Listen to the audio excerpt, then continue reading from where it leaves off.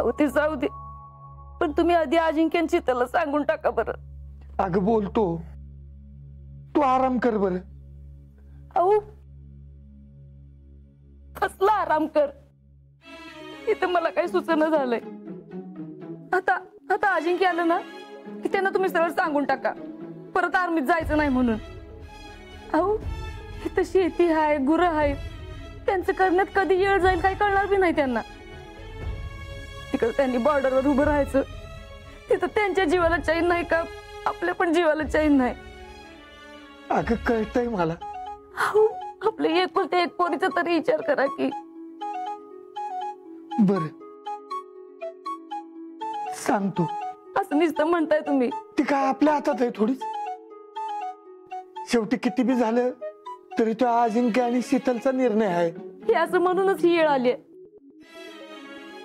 मला तेव्हाच माहित होतं हे असं फौजी संकट लगीन म्हणजे कायम संसारावर टाकी तलवार असणार, म्हणूनच मी विरोध करत होते.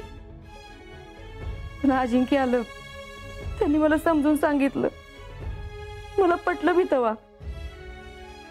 पण त्या वेळेला मी भावनेच्या भरात तयार झाले होते, तेव्हाच इशारा करायला पाहिजे होता.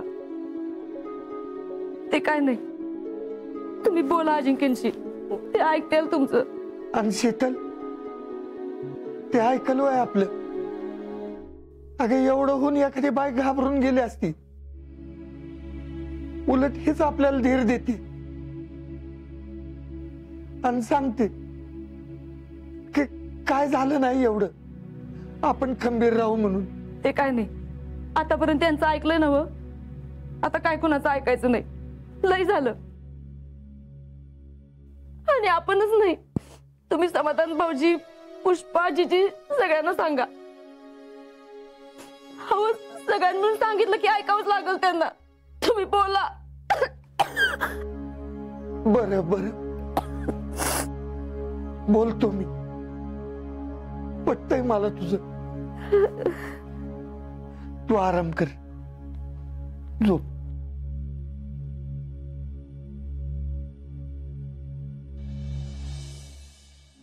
या या या मिसेस फौजी या.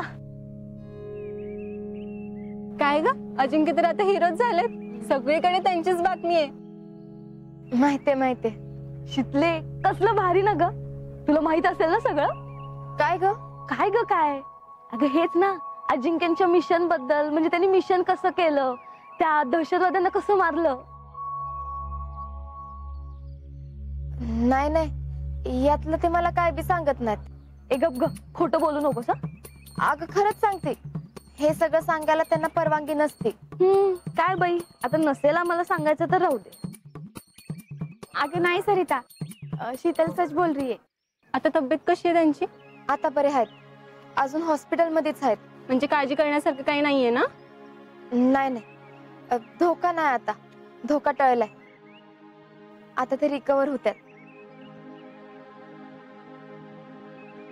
अल्लाह की मेहरबानी से सब कुछ अच्छा हो रहा है. शीतल पवार, शीतल शिंदे, अभिनंदन.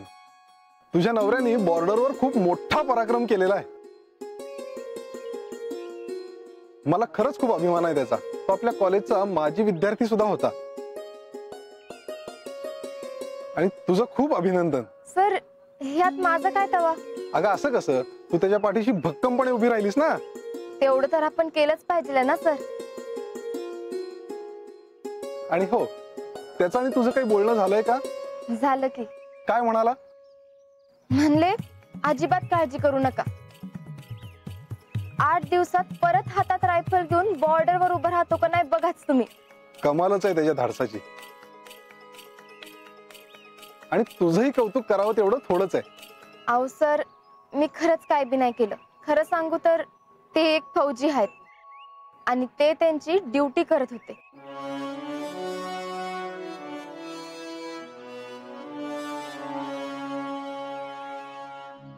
नमस्कार. अजिंक्य शिंदे यांच्या पत्नी तुम्हीच आहात ना? वय मीच. तुमचा एक बाईट हवा होता. म्हणजे? अगं इंटरव्ह्यू. माझा? होय, आपण त्यांच्या पत्नी आहात. तुमच्या मिस्टरांच्या पराक्रमाबद्दल थोडं सांगा ना. एक मिनिट, चालू कर. नुकत्याच झालेल्या काश्मीरमध्ये आतंकवाद्यांच्या हल्ल्यात जीवाची बाजी लावत त्यांना कंठस्नान घालणारे आपले सातारचे फौजी अजिंक्य शिंदे यांच्या पत्नी आपल्यासोबत आहेत. आपण त्यांना विचारूयात फौजींच्या या पराक्रमाबद्दल त्यांना काय वाटतं. माझ्या मिस्टरांनी बॉर्डरवरती जो काय पराक्रम गाजवलाय त्याचा मला लईच अभिमान वाटतो. ते त्यांचं काम लई मनापासून करतात. त्यांना स्वतःपेक्षा त्यांच्या कुटुंबापेक्षा देश जास्त महत्वाचा आहे याचं मला लईच कौतुक वाटतं बघा. खर तर यातनं आपल्या सगळ्यांसाठी काय तर शिकण्यासारखं आहे. ज्या दिवशी आपल्या सगळ्यांना बी आपला देश आपल्या स्वतः इतका जरी महत्वाचा वाटायला लागल ना त्या दिवशी भारत जगात पहिल्या नंबरावर असेल. कारण तेवढी ताकद आपल्या सगळ्यांमध्येच आहे. थँक्यू. चला शीतल, बाय.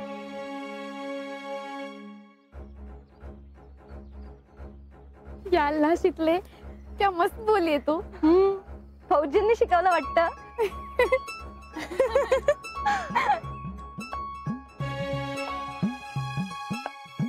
फौजी, आज तुमच्यामुळे माझं सगळीकडे कौतुक होतंय. मी लई नशीबवान आहे की मी तुमची म्हणजे एका फौजीची बायको आहे. लव यू.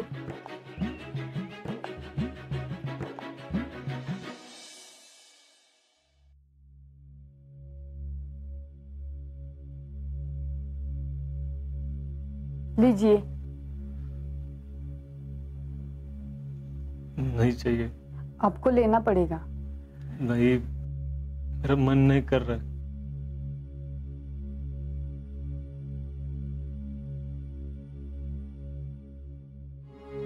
क्यों नहीं कर रहा? ऐसे ही. बहाने नको बच्चों जैसे. चुपचाप ते प्यायला लागेल.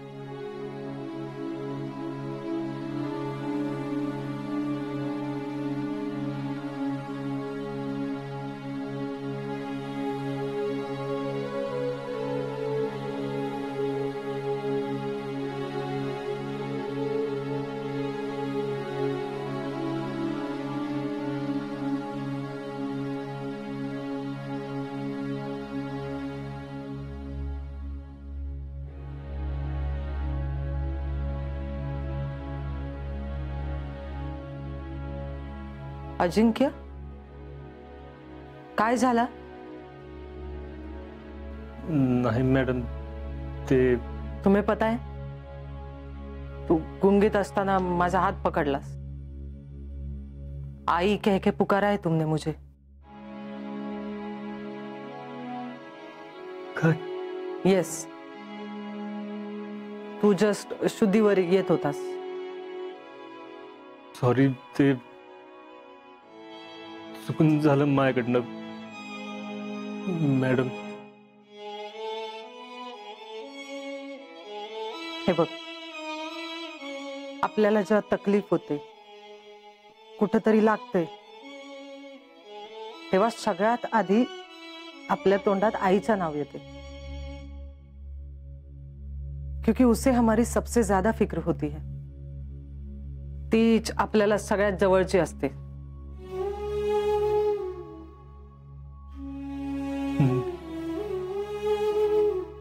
पण माझ्याजवळ कधी नव्हतीच ती. एवढं नशीब नाही माझं. अजिंक्य, तू नशिबाला दोष देशील असं मला वाटलं नव्हतं. आपल्याकडे जे नाही आहे उससे हमारे पास जो है ते बघितलं पाहिजे ना. तुझ्यावर प्रेम करणारी लोक तुझ्या आजूबाजूला आहेत. तू शुद्धीवर आला म्हणून त्यांनी सेलिब्रेशन केला इधर. तुम्हारे लेफ्टिनेंट तुम्हारे बारे में रोज पूछते हैं मुझे. तुम्हारा दोस्त भी यहीं पर था. सच बोलते हैं ना?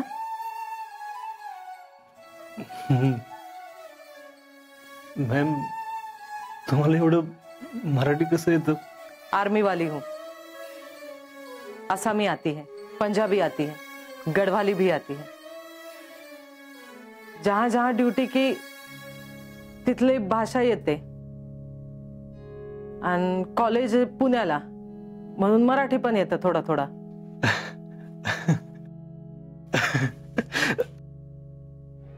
आराम से। बाय द वे, तुझ्या घरचे म्हणजे तुझ्या बायको तिने तर आपके चेहरे की हंसी बता रही है कि शायद उन्हीं का मैसेज है। वय तिचाच मेसेज आहे। ती म्हणते मला तुमच्यामुळे खूप मान मिळतं। बघ, तिला तुझी किती काळजी आहे। तिला जेव्हा हे समजलं तब उसे समझ में नहीं आ रहा था कि क्या करे। मॅडम, खरं तर ना मी तिच्यामुळे मान मिळवायचा लायक ठरतोय। ती आहे म्हणून मी इथपर्यंत आलो। तिच्या सपोर्ट शिवाय काही शक्य झालं नसतं मॅम। ती तिथं आहे, माझ्या कुटुंबाला एकटी सांभाळते म्हणून मी इकडं टेन्शन शिवाय ड्यूटी करू शकतो मॅम। वाटलंच मला। मैंने बात की है उससे, काफी समझदार है तुम्हारी बीवी। हो, लईच। आणि मॅम तुम्हाला माहितीये का, आधी ती अशी नव्हती बरं का। म्हणजे अख्ख्या गावाला येड लावायची। लई गुडगुणी होती। क्या खुदगुनी मतलब? गुडगुनी मतलब वो लई दंगा करायची। वो मतलब ना, हाँ हाँ समझ गई। पण मॅम आता लग्न झाल्यानंतर लई शांत झाली बघा। एकदा जिम्मेदारी आली की आपोआप होता असं। अजिंक्य, नवरा न बायकोचं एकच युनिट असतं। सायकलची 2 चाक। आणि फौजीच्या बाबतीत हे लई खरंय। नवरा पुढचा पहिया आणि बायको मागचा। भले ही आगे का पहिया तुम हो, दिशा दाखवत असतील, पण पीछे का पहिया ही साइकिल को आगे लेके जाता है। क्या कहते हैं मराठी में उसे? संसाराचा गाडा तो तिच्यामुळे चालतोय। साइकिल के दोनों पहिए जब साथ में चलेंगे तभी साइकिल आगे जाएगी ना, तरच संसार सुखाचा होणार। मॅडम, आणि माझी फॅमिली पण मला लई सपोर्ट करते बरं का। माझी मामी, मामा, जीजी, माझं अख्खं कुटुंब माझ्या पाठीशी आहे ना, म्हणून मी आज फौजी। आणि म्हणून मी आज सीमेवर उभं राहू शकतो मॅम। वो सब बाद में, पहले तुम पूरी तरह से रिकवर तो हो जाओ। होणार, लवकरच होणार। मॅम, तुम्ही म्हणताय ते खरं आहे बरं का। माझ्या पाठीशी एवढे लोक असताना मला कसलं आलंय टेन्शन। आता पण माझ्या अंगात त्यांच्यामुळेच धाडस आलंय, आणि इथून पुढे पण त्यांच्या सपोर्टनच बॉर्डरवर उभा राहील।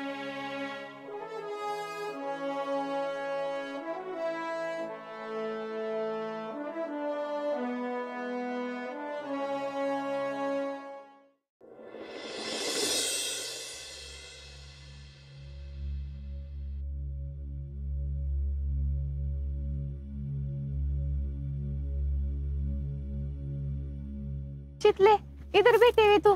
अगं किती शोधत होती मी तुला। का ग, काय झालं? काय होते तेव्हा? अगं मी तुला भेटायला गेले होते घरी। म्हणलं आता घरी नाही म्हटलं इथंच असणार। ऐकली क्यों भेटी? काय नाही, ते जरा कटाळा आला होता, म्हणलं कुठेतरी शांत बसावं म्हणून आले इकडं। बस इतनी सी बात है ना।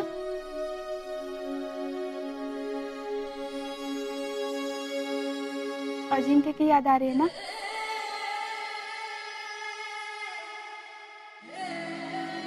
शिकले, मला वाटलं तू एकदम नीट झालीस, कॉलेजला आलीस, सगळं कसं व्यवस्थित असल्यासारखं वागलीस, मला कसलं भारी वाटलं. म्हणलं आपली शिकली किती स्ट्रॉंग आहे. स्ट्रॉंग व्हायला लागते घरातल्यांसाठी, अजिंक्यांसाठी. पण काय? पण म्हणून त्यांची काळजी वाटत नाही, त्यांची आठवण येत नाही असं तर होत नाही ना. किती जरी मन दुसऱ्या कशात रमवायचा प्रयत्न केला ना, तरी त्यांच्याशिवाय दुसरा कुठलाच विचार डोक्यात येत नाही. शिकले, समज सकती हूँ मैं, पण तू अशी एकटी राहिलीस तर तुला त्रास नाही का होणार? यास्मिन, आता तर अशी परिस्थिती आहे की मला काय वाटतं ते मी दुसऱ्या कुणाला सांगू बी शकत नाही. अगं मैं हूं ना, मुझे बताया कर. तू तर आहेसच ग, पण मला वाटणारी अजिंक्यची काळजी जर माझ्या चेहऱ्यावर दिसली किंवा मी कुणाला काय बोलले तर घरातले लई काळजीत पडतात. आणि आणि तेच नकोय मला. माझ्यावर विश्वास ठेव, आज लवकर बरा होतोय का नाही बघ. ते तर माहितीये मला. झालं तर मग. आणि तू बोललीस ना आजशी? बोलले की, पण नुसतं बोलून काय होणार आहे तेव्हा. मला त्यांच्यापाशी थांबायचंय. या घडीला मी तिकडे असणं जास्त गरजेचं आहे. शिकले, तुम्ही किती लांब असता ना तरी तुमची मनं कायम एकमेकांसोबत असतात. आणि आज लवकरच बरा होऊन येतोय का नाही बघ.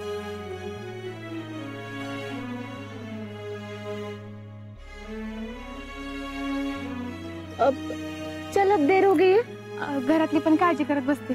निघूया आपण. चल.